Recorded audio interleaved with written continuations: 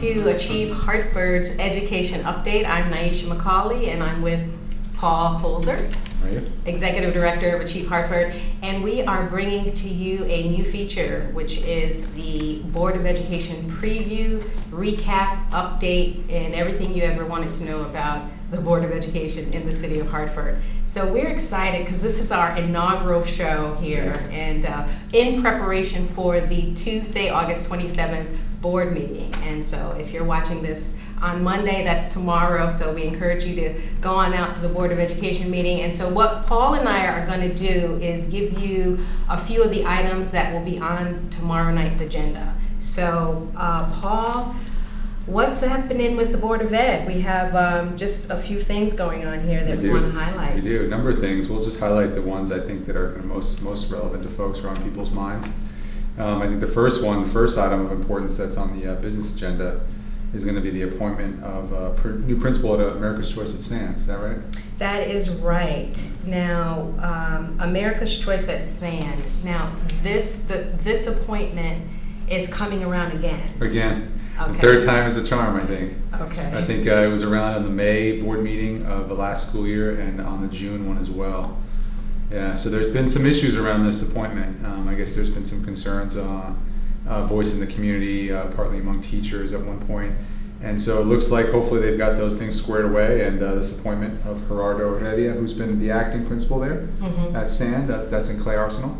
It looks like this should pass. You'd like to think that a third time that things would go smoothly, but we'll see. Right, so I guess this has been a concern in the community now that we're not quite sure has reached the Board of Ed exactly, like what the problem really is. Yeah, and I think that's a question that remains to be answered, right? I mean, because I think we've heard that there have been some folks who have not necessarily been happy with this appointment, so it's not like there's 100% support, but maybe there is now. Really, it's something that if we do a recap of this meeting, then we'll be able to tell folks what happened. But try to come to this meeting too, and you can find out for yourself. Yeah, it's a great idea. So next on the agenda, the board is going to take up the revised policy leadership succession. What is that all about? Yeah, I think it's a big way for saying that a few years back, the board had adopted a policy that forced the Board of Ed to look internally for new superintendent candidates anytime there was going to be a transition. So they're ready to do a larger, kind of more of a national search.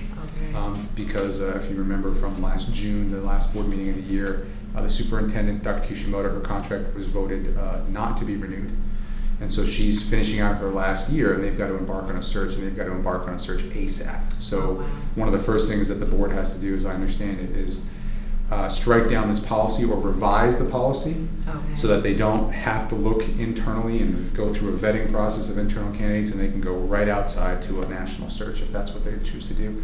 And I think people are waiting to find out, well, what are you planning on doing? And hopefully at this meeting they'll say a little bit more about that. Right, so this definitely, folks out there, this is the item to watch right here. This is really important. Absolutely. This is the superintendent search. Yeah, this is kind of the start, right, of the entire process. So hopefully, things move along and can start moving quickly, because I think there's a lot of people in the city who are wondering, what is going on with this? Right. Who's going to be the next superintendent? How long is it going to take? And, Dr. Kishimoto's still there. What's changed? Has anything changed? So, I think there's a lot of folks who are waiting to see what's going to happen. Nice. Okay, so and I just have to say before we move on to the next agenda item is that Achieve Hartford will do more on this particular topic. Oh, absolutely. Like, you should look for just articles in Hartford News, our education updates, our Facebook, just website, just all over the place. We're going to be all over this. Yeah, and if you're not on, we'll find a way to get you onto the email distribution, put information into your hands. So, absolutely. Thanks. So there's also another policy going on with grading. Yeah, what is that? I happen to know a little bit about this because they discussed it at length at the Board of Ed retreat, which is their one summer meeting. That was at the beginning of August. And so there are some new standards coming in for curriculum and for testing. So a lot of folks don't know that the CMT capped this May be the last year, this past year, of the CMT and capped, because there will be whole new standards called Common Core standards that have been adopted by Connecticut and pushed down through the district. So This grading policy really pushes the district to start representing kids' grades and their performance in different ways. I'm not going to go into it. There's kind of a whole lot of kind of more, I would say, more boring details. Okay. But I think what I will mention about this is that it may end up being somewhat of a controversial topic tomorrow night, Tuesday night, because I know board member Robert Cotto, who chairs the policy committee of the board, he was not that happy with what the policy addressed and what it didn't address as it was written and presented over the summer. So Robert was I think originally looking at the grading because there had been some issues about kids who were basically given a 55. If they had kind of failed the class or basically received 20 or 30 points for the year or for the semester. Wow. They were given a 55, which is a practice that Hartford wasn't the only district to do that. It's a way of kind of allowing students to catch up later if they need to. So you have a couple bad semesters or quarters. Right. It doesn't mean that your whole year's shot. Oh, right. Okay. But some people, for good reason, have had a lot of issues with that policy in Hartford, and it hasn't been talked about too much. So Robert, I think, was looking for it to be addressed in some way, and I don't know if it will be in this reading of the policy. So, yeah. So those at the meeting will find out more. That sounds like another one. Put that on my list of items to watch. Yeah, absolutely, absolutely. That's big. That's big. So. Well, now this next topic. This is the big one. Yeah. Absolutely. I'm gonna let you talk a little bit about this one, Nyesha. So, item number 9 on the business agenda is the second reading and adoption. There'll be a vote to adopt the new school design specs for a new Achievement First school in Hartford. Right. So, if you're not familiar with Achievement First, they are in existence. They are operating right now. Like, there is a school, Achievement First, in Hartford Academy. Hartford Absolutely. Academy, yes. They've been here for almost 5 years, right? So the proposal is for a second Achievement First. Absolutely. Basically. And so is the location for this set, or is that just an idea? I checked into this before this because I knew that would be a question among viewers, and no one could tell me anything about the location. There seems to be no location set. No one knows where this school would be located, whether it be a new building, an old building. Conceivably, it'd be a current school building because it's not like, Hartford can afford to just keep putting more schools into new buildings, right? But there's no information on that whatsoever. I think what's going to be interesting about this is that because Achievement First is a charter school, and for those who don't necessarily know what that means, basically means it's a publicly funded school, but it is managed by a nonprofit, right? So Achievement First manages schools in Hartford and New Haven, Bridgeport, and even in New York City. But in Hartford, it doesn't really mean much because the portfolio district model makes this just one option within Hartford's portfolio, right? Magnet schools, neighborhood schools, charter schools. So Achievement First for years in Hartford, no one's even known it was a charter school. It's just a neighborhood school. Right, another option on my list of choices. Right, because you've got to choose that school the same way that you choose any other school, right? The Achievement First Hartford Academy was located in the North End. So parents in zones 1 or 2, were eligible to go there. They've expanded into a high school, and so this is a second elementary school that would then get more students going through Achievement First model, and then into their high school eventually. So, I would say it seems like a very good thing for Hartford, right?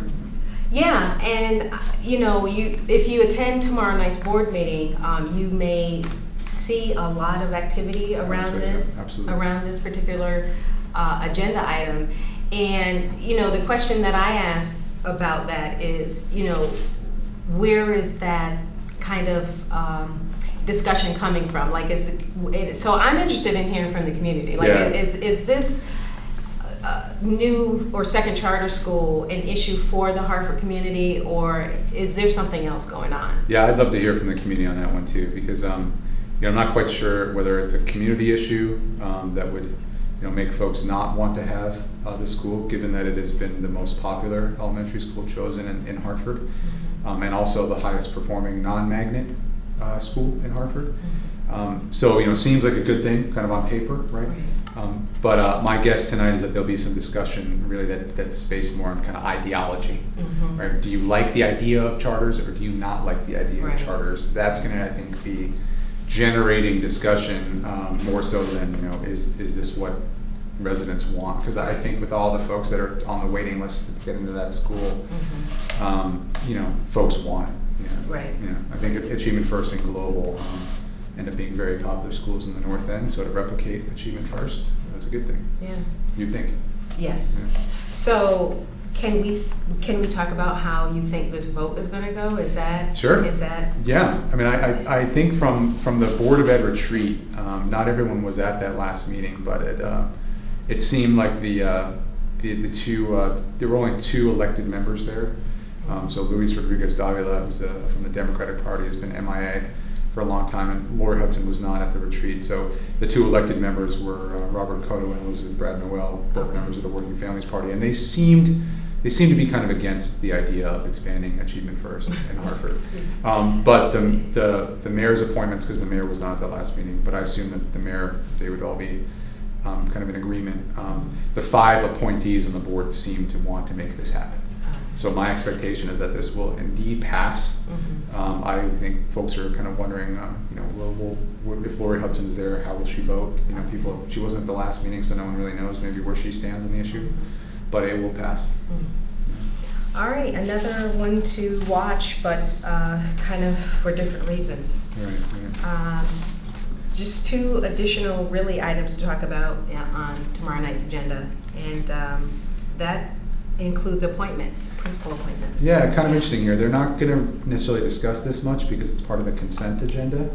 So they should just be voting on all of the items on the consent agenda that they've read thoroughly, because you can't talk about everything. Right. But 2 of these, like you mentioned, I think the first one to point out is that there's the superintendent who's making recommendations for 2 principals. And so this is just a heads up that there will be a new principal at Martin Luther King Elementary School. And it's Doreen Crawford. Now, you remember Doreen Crawford, right? I do, and you may remember Doreen Crawford from Jamoki at Milner. That's right, the Milner principal. Milner principal, yeah. That's right. So, we can talk about that at a later date, because it is on the consent agenda, which means there's no discussion about it at the board meeting. There shouldn't be, but there might be. But we can always talk about it at another time. We will. We'll see what's going on. I thought she was kind of retiring, right. But it looks like she wanted to stay in Hartford. Yeah. And then there is a new principal, at Hartford Public High School, Law and Government. Wow. So Adam Johnson, I think, has been there since the start of that school, which was almost 5 years ago. So there'll be a new principal there. And I think I guess the reason that we're highlighting this is not necessarily because there's things with these 2 schools, but more that I think there's going to be a bunch of new principals this year. Later on, we'll talk about one thing that points to the idea that there are 17 schools this school year, starting this week, 17 schools will have new principals or be looking for new principals. Wow. And if you think about, I think there were maybe 7 last year that were new. So we might be looking at a point in Hartford's reform where roughly or close to half of all principals in Hartford may be 1st or 2nd year principals. So I think that just brings up a question here is, how well is this all going to work, Hartford's reform? How well are things going to be implemented on the ground when folks are so new? So something to really keep an eye out for. And I think good questions for the school district and the board of ed to directly address and say, what are you going to do to make sure that these principals are fantastic from the get-go? Right. Because the students need it and the teachers need it, and we can't demand anything less. Absolutely. And what you're talking about is our last agenda item that we're going to discuss with the 17 principals. That's right. There's training involved for the principals. Is that how this No, works? it's more for the school governance council. Oh, okay. Yeah, so the last item, which I thought was particularly important for residents, is Hartford School Governance Councils is a phenomenal way to get parents and teachers and the community, the local community, involved in making decisions, big decisions at a school. They are the governing body for that school. Right. This is something that was started under Dr. Adamowski's leadership about 4 years ago. And they're at practically every school in Hartford. Right. And there's a contract being signed once again, which I think is a good thing, between the Hartford Public Schools and Leadership Greater Hartford to provide process coaches that will be actually guiding the school governance councils at 17 schools that have new principals or will be looking for new principals. Yeah, so these councils need to understand what it means to have a new principal and what some of their responsibilities are, and if they're hiring a new principal, that's up to the SGC. The School Governance Council actually manages that process with the superintendent, right? So the school district finds principal candidates, but they are vetted by the School Governance Council. So huge responsibility. And for those parents on the council, hats off to you guys for doing that much work. It is a ton of work. That's major. That's major. So if this is your first time hearing about School Governance Council, go to your school and find out, more about who's on it, what do they do, right? Yeah. If they've got some open spots, maybe you can fill one. Right. A lot of responsibility, but a great experience, I'm told. Nice. So that's the Achieve Hartford Education update for this coming Board of Education meeting, which is tomorrow night, Tuesday, or tonight if you're watching this on Tuesday, August 27th. And just great first day back to school as well, That's right. August 27th. Big day, first day back. Welcome back to students and families, I guess. And for those who can make the Board of Ed meeting, we'll see you at Bulkley. Absolutely, that's great. And if you want more information about Achieve Hartford, visit us at achievehartford.org. You can also call us 860-244-3333 and give us your feedback. Let us know what you would like us to cover, what should we talk about next week next month, or We'll see. Every month's different. Right. Thanks, Nyesha. Thanks, Paul.